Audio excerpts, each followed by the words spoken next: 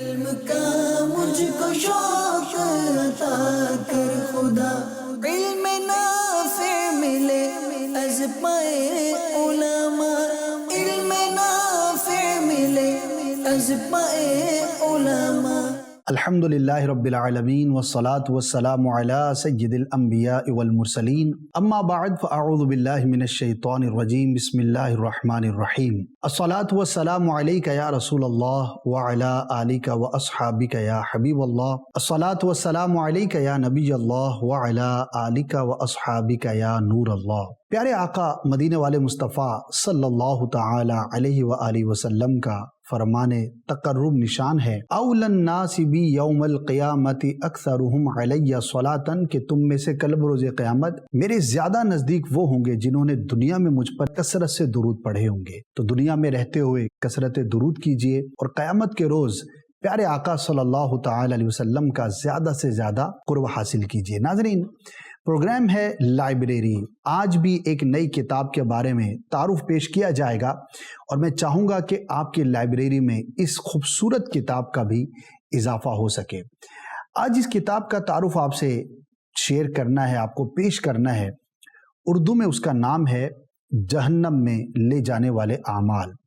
دعوت اسلامی کے اشاعتی ادارے مکتبۃ المدینہ نے اسے پبلش کیا اور اسلامک ریسرچ سینٹر آف دعوت اسلامی نے اس پر کام کیا۔ جیسا کہ نام سے واضح ہے کہ اس کتاب میں ان باتوں کا، ان کاموں کا، بد اخلاقیوں کا، ان چیزوں کا ذکر کیا گیا ہے کہ جن کی وجہ سے انسان جہنم میں جا سکتا ہے۔ دراصل یہ کتاب علامہ ابن حجر مکی شافعی رحمۃ اللہ تعالی علیہ کی ایک بڑی زبردست اور مایہ ناز ہسٹوریکل بک، جس کا نام ہے الزواجر عن اقتراف الکبائر، اس کتاب کا ترجمہ ہے۔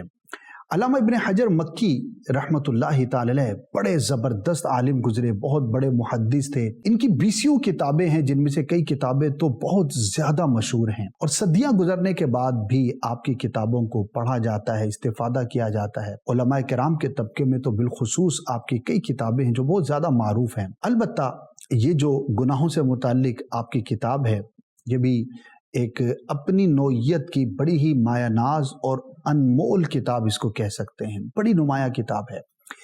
اس کتاب میں آپ رحمۃ اللہ تعالی علیہ نے جو کبائر ہیں، کبیرہ گناہ ہیں، ان کا تذکرہ کیا ہے، اور اس سے متعلق جو چیزیں ہیں اس کو مینشن کیا گیا ہے۔ اس کتاب میں کیا کیا ہے، آئیے کچھ آپ سے شیئر کرتا ہوں۔ سب سے پہلے تو یہ جاننا چاہیے کہ یہ کتاب جو اردو میں جہنم میں لے جانے والے اعمال کے نام سے مکتبۃ المدینہ نے شائع کی ہے، اس کی 2 جلدیں ہیں۔ سینکڑوں صفحات پر مشتمل یہ 2 جلدیں صرف 365 روپے ہدیے میں آپ حاصل کر سکتے ہیں، چاہیں تو ایک ایک جلد بھی حاصل کر سکتے ہیں۔ سب سے پہلے تو علامہ ابن حجر مکی شافعی رحمۃ اللہ تعالی علیہ کا تعارف اس کتاب کی ابتدا میں پیش کیا گیا ہے، کیونکہ جب رائٹر مصنف کے بارے میں پڑھنے والے کو معلوم ہوتا ہے کہ یہ کتنی بڑی ہستی تھی، ان کی کیا خصوصیات تھی، تو اس کتاب کی طرف انسان کی رغبت بڑھتی ہے، اور اس بہانے ایک زبردست عالم دین اور بہت بڑے بزرگ کے بارے میں آپ کے معلومات میں اضافہ ہوگا، یہ تعارف آپ کو پڑھنے کو ملے گا۔ پھر جب کتاب کی آپ نے ابتدا فرمائی تو کتاب کیوں لکھی، اس کے پیچھے کیا آپ کا ذہن تھا، سوچ تھا، وہ بیان کرنے کے بعد آپ رحمۃ اللہ تعالی نے گناہوں کی اقسام پر کلام فرمایا ہے کہ گناہ کتنی قسموں کے ہوتے ہیں، کبیرہ کسے کہتے ہیں، صغیرہ کسے کہتے ہیں، ان کے احکامات کیا ہیں، اور پھر جو گناہ کبیرہ ہیں ان کو آپ نے 1 by 1 ذکر کیا ہے، اور ان کی ڈیٹیل پر آپ نے پھر کلام کیا ہے۔ ناظرین، ایک بات یہاں پر یہ آپ کے علم میں ہونی چاہیے کہ گناہ کبیرہ کتنے ہیں، اس بارے میں مختلف علماء کی مختلف آراء ہیں، اور بہت اس پر تحقیق کی گئی، اور بہت سارے علماء نے اپنے طور پر جو ہے وہ اس کے وضاحت کو بیان کیا ہے۔ تو بہرحال علامہ ابن حجر مکی رحمۃ اللہ تعالی علیہ نے آپ کے نزدیک جو گناہ کبیرہ کی لسٹ تھی، آپ نے اس کو یہاں پر بیان کیا ہے اور اس کو شامل رکھا ہے۔ گناہ ہے، صغیرہ ہو یا کبیرہ۔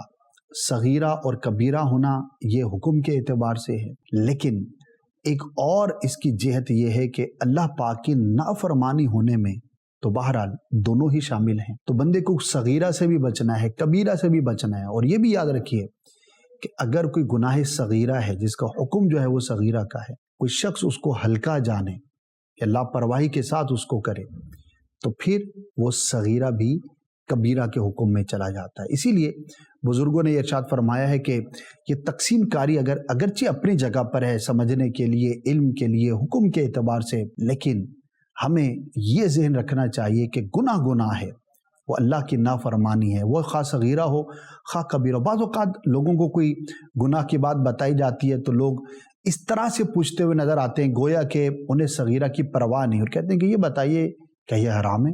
اچھا گناہ ہے، ناجائز ہے، تو کس درجے کا ہے؟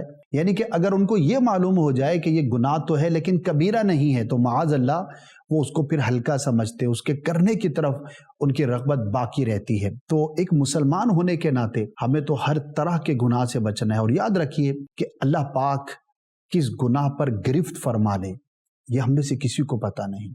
کبھی بھی کسی غلطی کو، کسی مسٹیک کو، کسی گناہ کو چھوٹا سمجھ کے نہیں کرنا چاہیے کہ اللہ پاک نے اپنی ناراضی کو اپنی نافرمانی میں پوشیدہ رکھا ہے، کہ کس نافرمانی پر وہ ناراض ہو جائے ہمیں پتہ نہیں، اپنے مقبول بندوں کے اندر پوشیدہ رکھا ہے۔ اسی لیے ہمیں ہر بندے کا، ہر مسلمان کا ادب کرنا چاہیے کہ کیا خبر کہ جس کو ہم معمولی انسان سمجھ رہے ہیں وہ اللہ پاک کی بارگاہ میں مقبول ہو۔ اسی طرح ہر چھوٹی سی چھوٹی نیکی کو بھی ترک نہیں کرے گا کہ کیا پتہ اللہ پاک اسی نیکی پر راضی ہو جائے، خوش ہو جائے، اور کبھی بھی کسی گناہ کے قریب نہیں جائے گا، خواہ وہ صغیرہ ہو یا کبیرہ ہو۔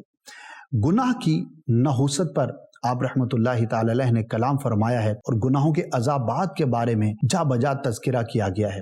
یاد رکھیے کہ گناہ کی نحوست ایک تو یہ ہے کہ اللہ پاک کی نافرمانی ہے، اس پہ جو گرفت ہے، جو عذاب ہے، وہ ہے اپنی جگہ پہ، لیکن جب بندہ کوئی گناہ کرتا ہے تو اس کے دل پر ایک سیاہ نقطہ لگ جاتا ہے۔ توبہ کر لے تو وہ دھل جاتا ہے، اور اگر توبہ نہ کرے اور دوبارہ کوئی اور گناہ کرتا ہے یا وہی گناہ دوبارہ کرتا ہے، ایک اور نقطہ لگ جاتا ہے، یہاں تک کہ اس کا دل سیاہ ہو جاتا ہے۔ پھر نصیحت کی بات اثر نہیں کرتی۔ جب دل سخت ہو جاتا ہے تو اللہ تبارک و تعالیٰ کا خوف بندے کے دل میں ویسا نہیں رہتا جیسا رہنا چاہیے، پھر ہمدردی نہیں رہتی، پھر مظلوم پر رحم بندہ نہیں کرتا، پھر دنیا سے وہ بے رغبتی نہیں ہوتی، پھر بندہ اس خوفناک گہرائی کے گڑھے کے اندر گرتا چلا جاتا ہے کہ بعض اوقات اس کا انجام اسلام کی دولت سے محروم ہونا بھی ہو سکتا ہے۔ جی ہاں، علماء نے فرمایا کہ گناہ کی ایک نحوست یہ ہے کہ جو بندہ گناہوں کا عادی ہوتا ہے، اور بالخصوص گناہ کبیرہ کا عادی ہوتا ہے، تو خوف ہے کہ گناہ کی نحوست کہیں اس کے ایمان کو برباد نہ کر دے۔ اس لیے بھی یہ کتاب اپنے موضوع کے اعتبار سے بڑی ہی امپورٹنٹ ہے۔ ہمیں پتہ ہونا چاہیے کہ گناہ کبیرہ کون کون سے ہیں۔ بعض اوقات تو لوگ بڑے بڑے گناہ کر رہے ہوتے ہیں، بعض اوقات بندے کو اندازہ ہی نہیں ہوتا کہ یہ جو میں گناہ کر رہا ہوں اللہ تبارک و تعالیٰ کے نزدیک یہ کتنا زیادہ ناپسندیدہ عمل ہے۔ تو سب سے پہلے یہ ذہن میں رہے کہ جو فرض علوم ہیں، بندے پر علم حاصل کرنا جو فرض ہے، وہ دو طرح کے ہیں۔ ایک تو عقائد و نظریات تو ایک بنیادی ہیں ہی، اس کے بعد جب اعمال کی بات کریں تو اعمال کو بیسیکلی دو کیٹیگرائز کر سکتے ہیں۔ ایک وہ اعمال کی لسٹ ہے کہ جس کا کرنا ہم پر لازم ہے، جس میں فرائض ہیں، واجبات ہیں، اللہ پاک کے وہ احکامات ہیں کہ جن کی وجہ آوری ہم پر لازم اور ضروری ہے۔ اس چیز کا علم ہونا اور اس کو صحیح ادا کرنے کا علم ہونا، یہ ہر شخص پر حسب ضرورت اور جو اس کی پرسنالٹی ہے، جو اس کی صورتحال ہے، اس کے مطابق یہ لازم اور ضروری ہے۔ دوسری کیٹیگری ان اعمال کی ہے کہ جن سے بچنا ضروری ہے، جس میں کفر بھی ہے، حرام بھی ہے، ناجائز بھی ہے، گناہ کے درجے میں جو بھی چیز آتی ہے وہ ساری ایک طویل لسٹ ہے، تو ان کے بارے میں معلومات ہونا بھی ضروری ہے۔ اور گناہوں میں بھی دو طرح کے گناہ ہوتے ہیں، ایک وہ ہوتے ہیں کہ جن کا تعلق ہمارے ظاہر سے ہوتا ہے، اور ایک وہ ہے کہ جن کا تعلق ہمارے باطن سے ہوتا ہے۔ تو ظاہری اور باطنی وہ اعمال کہ جن سے بچنا ہم پر لازم ہے، ضروری ہے، فرض ہے، واجب ہے، اللہ تبارک و تعالیٰ کی نافرمانی کے کام ہے، ان کے بارے میں معلومات ہونا بھی یہ ہم سب پر لازم اور ضروری ہے۔ تو اس موضوع کے اعتبار سے اگر آپ اس کتاب کا مطالعہ کریں گے تو میں کہہ سکتا ہوں کہ آپ کا بہت سارا جو فرض علم ہے وہ آپ حاصل کرنے میں کامیاب ہوں گے، اور فرض علم حاصل نہ کرنے کا جو وبال ہے اس سے آپ بچنے میں کامیاب ہو سکیں گے۔ اس کتاب کی کچھ خصوصیات کی بات کر لیتے ہیں۔ علامہ ابن حجر مکی شافعی رحمۃ اللہ تعالی علیہ نے ایک تو بڑی خوبصورت ترتیب اس کی بنائی ہے، گناہوں کا جو تذکرہ ہے اس کو انداز جو رکھا ہے وہ ابواب اور کتب کی شکل میں رکھا ہے. آسان لفظوں میں کہیں تو ان کو چیپٹرز کے اندر آپ نے تقسیم کیا ہے. پھر ہر چیپٹر کے ضمن میں جو ضمنی موضوعات ہوتے ہیں ان کا بیان کیا گیا ہے. مثال کے طور پر کتاب النکاح ہے.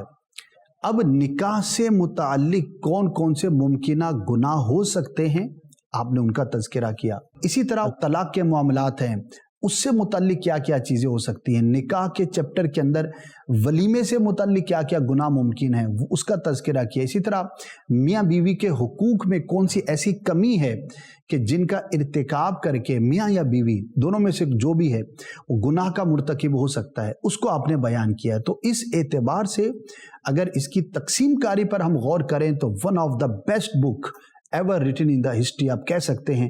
اتنی شاندار کتاب آپ کو شاید پڑھنے کو نہ ملی. پھر آپ رحمۃ اللہ تعالی علیہ نے ہر گناہ سے متعلق اگر قرآن میں اس کا تذکرہ موجود ہے تو آیت کریمہ کو لکھ دیا, اور اس گناہ سے متعلق جو بھی احادیث ہیں اور اس کے احکامات ہیں آپ نے انہیں تحریر فرمایا. بعض مقامات پر آپ نے مسائل فقہیہ کا بھی تذکرہ کیا ہے, لیکن یہاں پر چونکہ ہمارے ناظرین میں بھاری اکثریت احناف کی ہوگی تو بعض مقامات پر امام ابن حجر رحمۃ اللہ تعالی علیہ نے شوافع کے اعتبار سے کلام کیا ہے. تو جہاں پر احناف کا جو مذہب اور مسلک ہے تو اس کی وضاحت ہماری اسلامک ریسرچ سینٹر نے بعض مقامات پر کرنے کا اہتمام کیا. پھر اب ظاہر ہے کہ قرآن و حدیث اور بزرگوں کے اقوال اور بہت ساری تحقیقات پر مشتمل یہ کتاب ہے اور ایک کنٹینیو تحریر ہے. تو ہمارے اسلامک ریسرچ سینٹر نے ہر چیز کی تخریج کا اس پر کام کیا. اگر آپ کوئی آیت پڑھیں گے اس کا ریفرنس ملے گا, کوئی حدیث پاک پڑھیں گے تو وہ کس کتاب میں, یعنی کہ اصل جو حدیث کے اندر اس کتاب کا ریفرنس ہے اس کو تحریر کر دیا گیا. اسی طرح اگر کسی بزرگ کی کتاب کا حوالہ دیا گیا ہے تو اس بزرگ کی اس اصل کتاب کا پیج نمبر, جلد, ابواب وغیرہ یہاں پر تحریر کر دیے گئے. پیراگرافنگ بڑی زبردست کی ہے, ہیڈنگز کا اضافہ کیا ہے. اس کتاب کا سائز بڑا مناسب اور بڑا زبردست رکھا ہے, اور اس کی جو چھپائی کا معیار ہے کوشش کی گئی ہے کہ اس کو شاندار رکھا جائے. کہیں کہیں پر جو ضروری وضاحت تھی وہاں پر اس کو بھی شامل کیا گیا ہے. امام اہل سنت اعلیٰ حضرت رحمۃ اللہ تعالی علیہ نے کسی بات پر اگر کوئی کلام فرمایا ہے تو چیدہ جگہوں پر ان چیزوں کو بھی شامل کیا گیا ہے. کہہ سکتے ہیں کہ گناہوں سے متعلق جو بھی ایک عوام کے لیے ضروری چیزیں اور ضروری وضاحتیں ہیں وہ آپ کو اس کتاب میں پڑھنے کو ملیں گی. پھر حکایات کو بھی آپ نے شامل رکھا ہے کہ اگر کسی گناہ سے متعلق کوئی حکایت ہے, کوئی ایسا واقعہ ہے کہ جس سے عبرت حاصل کی جا سکتی ہے تو اس کا بھی اس میں شمار کیا گیا ہے. تو الحمدللہ مجموعی اعتبار سے گناہوں سے متعلق معلومات پر مشتمل ایک شاندار کتاب ہے. ہر اسلامی بھائی کو, ہر اسلامی بہن کو یہ ضرور پڑھنا چاہیے, کیونکہ اس کی مثال یوں سمجھیے, اگر ہم فقط نیکیوں پر نظر رکھیں اور گناہوں سے بچنے کی ہمارے اندر وہ اویئرنیس اور کوشش نہ ہو تو پھر کیسا نقصان ہو سکتا ہے. جیسا کہ کسی شخص نے بہت بڑا گودام بنایا, اس کے اندر ہزاروں لاکھوں ٹن کا اناج جو ہے وہ محفوظ کیا, اور وہ خوش ہو رہا ہے کہ اس کی قیمت بڑھ رہی ہے, جب اس کا سیزن آئے گا تو میں اس کو سیل آؤٹ کروں گا. اناج بہت جمع کر لیا لیکن اس کی حفاظت کا اہتمام نہ کیا. جب اس نے گودام کھولا تو معلوم ہوا کہ چوہوں نے اور دیگر چیزوں نے, دیمک نے اس کے اناج کو اتنا نقصان پہنچا دیا کہ اب وہ اس کے استعمال کے بیچنے کے قابل نہ رہا.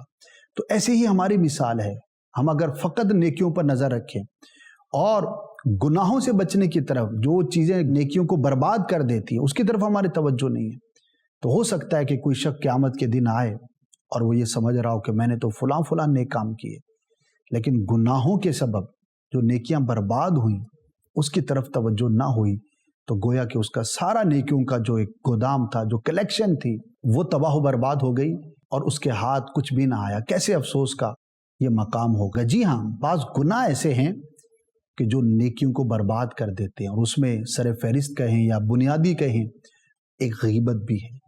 اس گناہ سے متعلق بھی آپ کو یہاں پر پڑھنے کو ملے گا. جب اس کتاب کو پڑھیں گے تو یہ ساری معلومات آپ کے حصے میں آئیں گی. اللہ پاک ہم سب کو گناہوں سے محفوظ فرمائے, وہ صغیرہ ہو یا کبیرہ ہو. اللہ پاک ہم سب کی حفاظت فرمائے. اس کتاب کو حاصل کر سکتے ہیں آپ dawat-islami.net ہماری ویب سائٹ کو وزٹ کر کے, فزیکل مکتبۃ المدینہ کی کسی بھی برانچ سے جا کر بھی حاصل کر سکتے ہیں.